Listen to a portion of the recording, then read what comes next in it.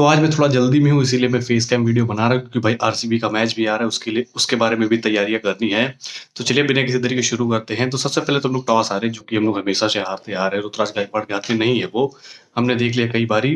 तो हमें फिर से एक बार बैटिंग करने का मौका मिला। सबसे पहले चेपॉक की पिच एकदम फ्लैट थी, सबको पता। हमने आपको पहले बता दिया भाई 250 से रन अगर आप कम बनाएंगे तो भाई आप मैच में नहीं रहेंगे। कुछ वैसे हमें देखने को मिला। पावर प्ले बैटिंग की अगर हम बात करें तो ये संजू सैमसन, ऋतुराज गायकवाड़, ऐसा लग रहा है कि भाई साहब डर-डर के खेल रहे हैं, अंडर कॉन्फिडेंट हैं। जिस तरीके की बैटिंग हमें चाहिए उस तरीके की नहीं मिल रही है। इसीलिए मैं बार-बार प्रपोज़ कर रहा हूँ कि भाई आयुष मात्रे को ओपन करवाइए, वही मैक्सिमाइज़ कर पाएँगे पावर प्ले को।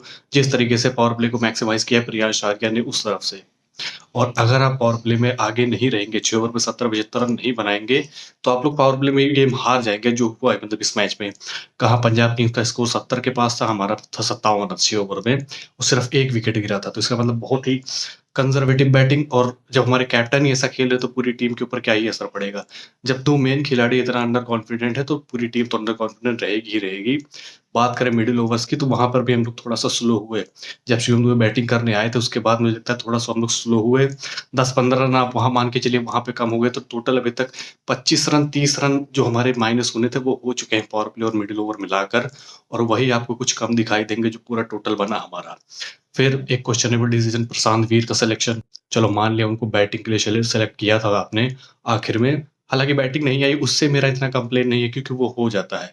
लेकिन आपको जब उनकी बॉलिंग का इस्तेमाल नहीं करना था, तो किस वजह से उनको सेलेक्ट किया था? आप उनके जगह पे अकील हुसैन का सिलेक्शन कर सकते थे, जो कि लेफ्ट आर्म से स्पिन डालते हैं और 4 ओवर्स उनके आप बैंक कर सकते हैं।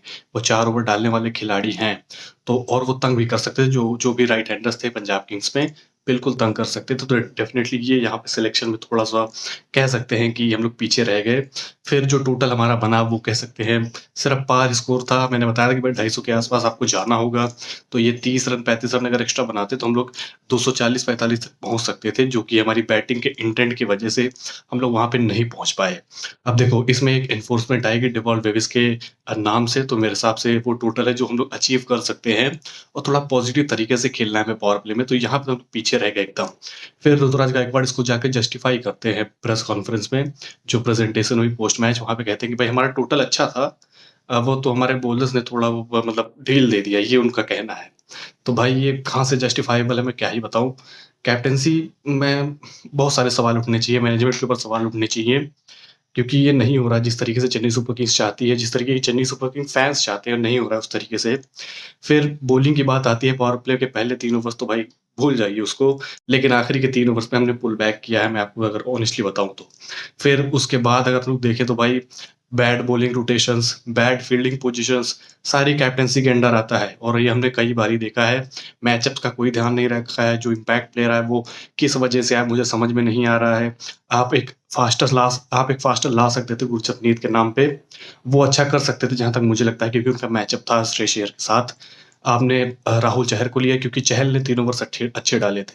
वो तो कहीं भी अच्छा डाल देंगे जिस तरीके के वो बॉलर हैं, आप उनको पिच से नहीं जज कर सकते, पिच से उन्हें मदद मिल रही थी। फिर इसका भी जस्टिफिकेशन दिया कि भाई ग्रिप हो रही थी बॉल, जिस वजह से हमने सोचा कि राहुल चहर को ला सकते हैं।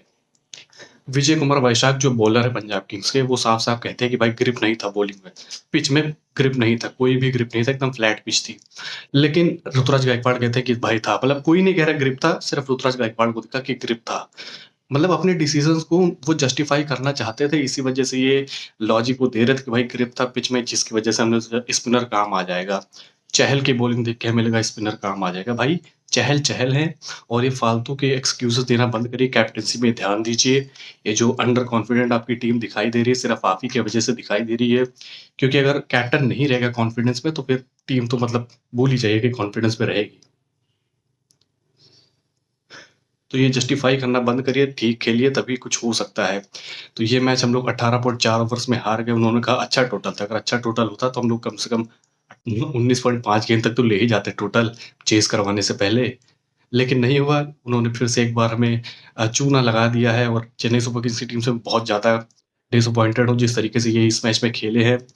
मैं और डिटेल में जा सकता हूँ कि कहाँ पे फील्डिंग चेंजेस इनकी बेकार थी, कहाँ पे बॉलिंग रोटेशंस बेकार थे, लेकिन आपने देखा होगा हमने लाइव में बात कर ही ली है रात में, आपको एकदम परफेक्टली समझा दिया था कि भाई कहाँ पे क्या गलतियाँ हुई हैं। तो वो अगर आपको देखना तो प्लीज़ जाके देख सकते हैं। बाकी सॉल्यूशन क्या है इसका? सबसे पहले कॉन्फिडेंस पे आना पड़ेगा, जो हमारे 2 मेन बैटर्स हैं। कैप्टेंसी प्रोएक्टिव होनी पड़ेगी। ये डिफेंसिव कैप्टेंसी से काम नहीं चलने वाला है। थोड़ा और इंटेंट दिखाने की ज़रूरत है मिडिल ओवर्स में और पावर प्ले में भी, जो कि हमारे कैप्टन के ऊपर ही है। और मैं अभी भी कहूँगा कि आयुष मात्रे को आप पावर प्ले में खिला सकते हैं मैक्सिमाइज़ करने के लिए उसको। डिवॉल्ट बेविस आएँगे तो ऑब्वियसली हमारी और अच्छी बैटिंग हो जाएगी जहाँ तक मुझे लगता है। और एक चीज़ मैं और देखना चाहूँगा जो कि है प्रशांत वीर, अकील हुसैन को आप खिलाइए मेरे हिसाब से। अगर आपको उनकी बॉलिंग का इस्तेमाल नहीं करना प्रशांत वीर की बॉलिंग का इस्तेमाल, तो आप अकील हुसैन को खिलाइए क्योंकि भाई 6-7 बैटर्स काफ़ी है। अगर अकील हुसैन होते तो वो भी थोड़ी बहुत बैटिंग कर लेते हैं, लेकिन 4 ओवर्स उनके पक्के हैं। तो ये मेरे हिसाब से प्लान होना चाहिए चेन्नई सुपर किंग्स का अगले मैच में जाते हुए। और उसके ऊपर वीडियो बहुत जल्द आएगी कि आरसीबी के खिलाफ क्या प्लान हो सकता है, किस तरीके से हम लोग प्लान कर सकते हैं। तो उसका इंतज़ार आप लोग करिए। तो चलिए फिर इस वीडियो को यहीं पे ख़त्म करते हैं। होपफुली आपको ये वीडियो पसंद आई होगी। अगर पसंद हो तो प्लीज़ लाइक ज़रूर कर दीजिएगा और टेलीग्राम प्लीज़ अगर आपको जॉइन करना है तो डिस्क्रिप्शन में कमेंट बॉक्स में लिंक मिल जाएगा। कहीं से भी आप जॉइन कर सकते हैं। चलिए फिर मिलते हैं आपसे अगली वीडियो में, तब तक के लिए बाय।